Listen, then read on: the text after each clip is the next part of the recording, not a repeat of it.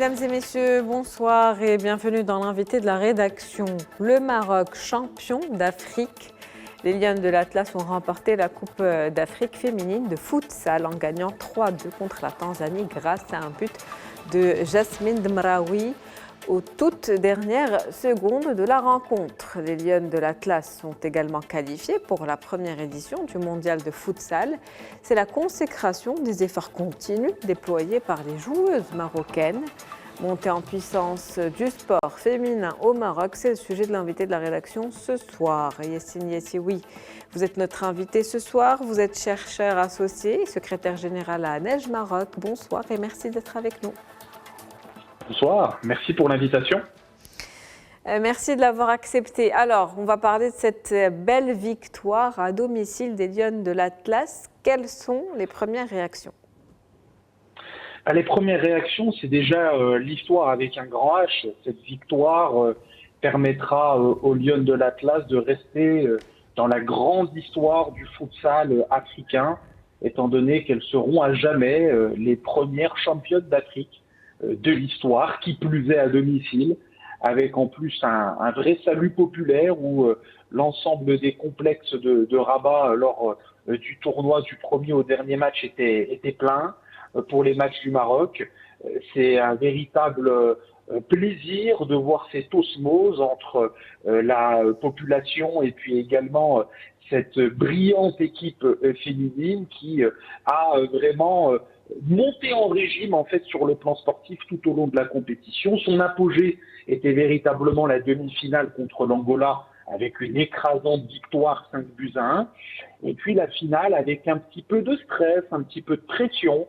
Au début de la finale menée 2-0, mais grâce à un mental et grâce à l'appui donc du public, ils ont créé une véritable remontada, comme aiment bien le dire nos confrères espagnols, et ont remporté donc cette Coupe d'Afrique qui mène une réelle dynamique et s'inscrit dans un véritable essor du football féminin, quel que soit le football, futsal, football tout court, mais également football également handicap pour le Maroc et l'ensemble du royaume.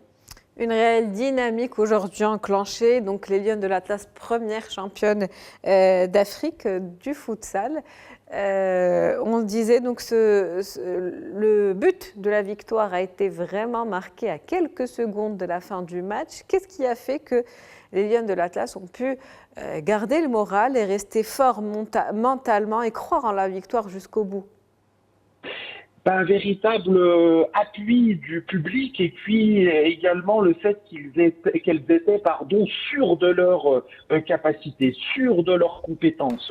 Et ça, c'est un mental d'acier qui va permettre aux Lions de l'Atlas également de les aider à gravir des échelons, parce que là, ça va être quand même un autre niveau à la fin de l'année. Ça sera la Coupe du Monde, également féminine, qui se déroulera aux Philippines, et ça sera également la première Coupe du Monde féminine de futsal. L'édition masculine existe depuis 1989. L'édition féminine, la première, sera à la fin de l'année 2025, au mois de novembre, et ça sera donc une véritable consécration pour ces Lions, où elles vont utiliser donc ce surplus mental lors de cette finale pour pouvoir les aider là à l'échelle internationale afin de pouvoir mener le drapeau marocain le plus haut possible. Mais il y a aussi un véritable symbole. Jasmine Demraoui, la buteuse donc à la toute dernière seconde, est aussi véritable représentation avec également Doha El Madani qui a été élue meilleure buteuse. En fait, c'est la représentation typique des différentes équipes nationales marocaines, qu'elles soient masculines ou féminines. Pourquoi ?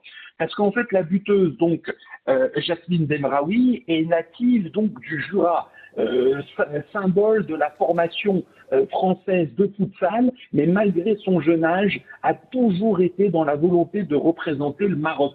Donc c'est le talent de la diaspora qui est véritablement attaché aux couleurs. Et puis de l'autre côté, il y a Doha El Madani, la buteuse, qui malheureusement a été blessée après au cours de la finale. Elle est un pur produit de la formation locale et une institution de l'ASFAR, donc les Forces armées royales de Rabat, qui est une véritable référence au Maroc, mais aussi sur l'ensemble l'ensemble du continent africain comme étant le premier club qui a pris sérieusement la formation du football féminin, football à 11, mais également futsal, très sérieusement, et qui permet désormais pour ce club d'être un véritable cadre.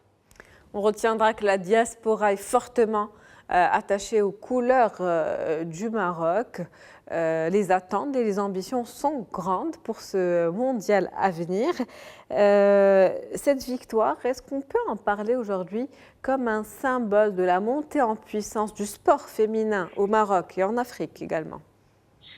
Mais oui, parce qu'en fait, elle s'inscrit véritablement donc dans une continuité en fait pour le football féminin avec des véritables dates clés. Tout d'abord, au début du XXIe siècle, donc en 2001, le Maroc a créé donc son premier championnat national féminin de football, qui était donc lancé par la Fédération royale marocaine de football. En 2008, il y a une mise en place donc du premier plan de développement du football féminin, mais qui avait un faible impact à la fin des années 2000.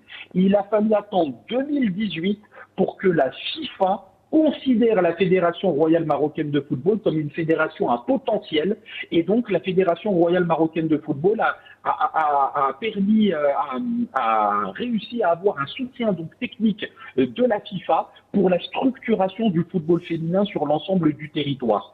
Et puis en 2020, donc pendant la crise sanitaire, ça n'a pas été tout de repos pour la Fédération royale, parce qu'elle a lancé un plan stratégique 2020-2024 pour le développement du football féminin, avec la création d'une première division, la création d'une deuxième également division professionnelle, la création également donc de la section futsal, une subvention également de la fédération pour le club féminin, et puis également une création des équipes des moins de 15 ans, des moins de 17 ans et des moins de 20 ans féminins, qui a permis comme ça de créer une formation et un ruissellement pour atteindre donc l'équipe A et l'élite avec une formation purement marocaine, 100% marocaine et sur l'ensemble du territoire. J'ai évoqué les phares de Rabat, qui est un véritable cadre sur le continent africain, mais il faut également saluer par exemple le Sporting Casablanca, qui est un jeune club de football féminin, mais qui se développe et qui permet donc petit à petit un concurrent sérieux pour les forces armées royales et de créer donc un nivellement par le haut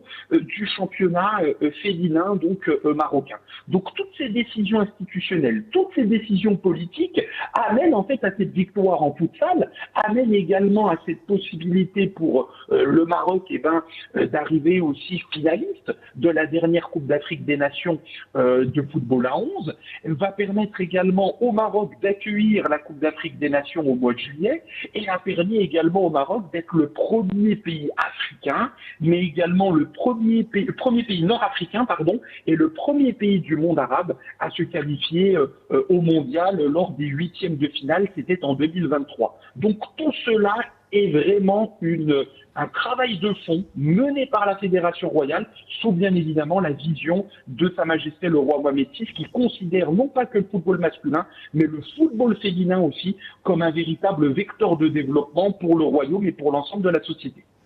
Ce qu'on retient en tout cas de votre intervention, c'est que ces résultats qu'on est en train d'observer aujourd'hui, ces résultats qui sont positifs, ne sont pas dus au hasard. C'est tout un effort qui est derrière. C'est la consécration vraiment d'un effort qui a été déployé et par les athlètes marocains, mais aussi par le Maroc qui a accompagné cette dynamique justement de montée en puissance, quel que soit d'ailleurs, pas seulement au niveau du football, mais aussi d'autres disciplines sportive. Quel impact aujourd'hui, en tout cas cette victoire ou cette dynamique qui est enclenchée sur la perception qu'on a du développement du sport féminin au Maroc?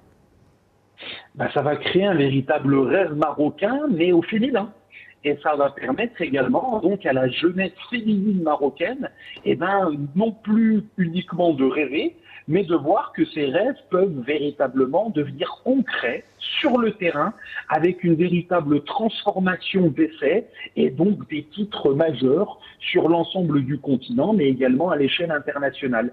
Et donc il faut véritablement utiliser ces lionnes de l'Atlas comme de véritables ambassadrices tout au long donc des années à venir.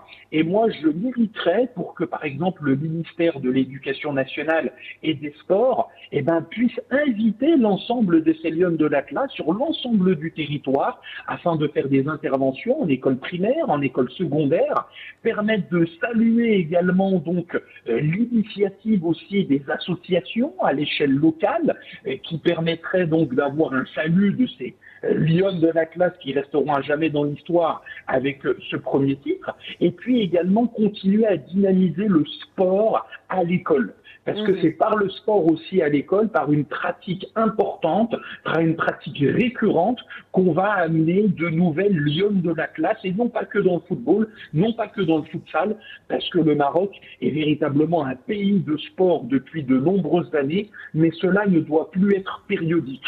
Il faut vraiment s'installer comme un véritable leader à l'échelle continentale et internationale. N'oublions pas, par exemple, que Nawel El Moutawakil, en 1984, a été la première femme africaine, arabe et musulmane à gagner une médaille d'or aux Jeux Olympiques. C'était aux Jeux Olympiques de Los Angeles. Il y a des Jeux Olympiques encore en Los Angeles en 2028. Il faut préparer dès maintenant au collège, au lycée et même en école primaire pour aider donc pour les Jeux Olympiques 2028, pour les Jeux Olympiques également des années 2030, d'avoir de véritables ambassadrices dans l'athlétisme, dans la boxe, dans la natation, dans le handball, dans le basket, dans le tennis également, parce que le Maroc a énormément de talent sur l'ensemble des territoires, mais il faut une véritable politique de fond, une véritable réflexion sur le territoire avec l'accompagnement également du ministère des Sports et de l'Éducation nationale. Tout un potentiel de la jeunesse marocaine et puis cette victoire qui inspire un petit peu cette jeunesse, les femmes marocaines à faire du sport, mais aussi d'autres disciplines. Pourquoi pas? Merci à vous, Monsieur Yassine Yattioui, pour cette analyse. Je rappelle que vous êtes chercheur associé et secrétaire général à Neige Maroc. C'était un plaisir de vous avoir avec nous dans l'invité de la rédaction. Un grand merci pour ce jour très très important pour le Maroc. Merci à vous. C'est la fin de l'invité de la rédaction pour ce soir. On se retrouve demain avec un nouvel invité. Très bonne soirée.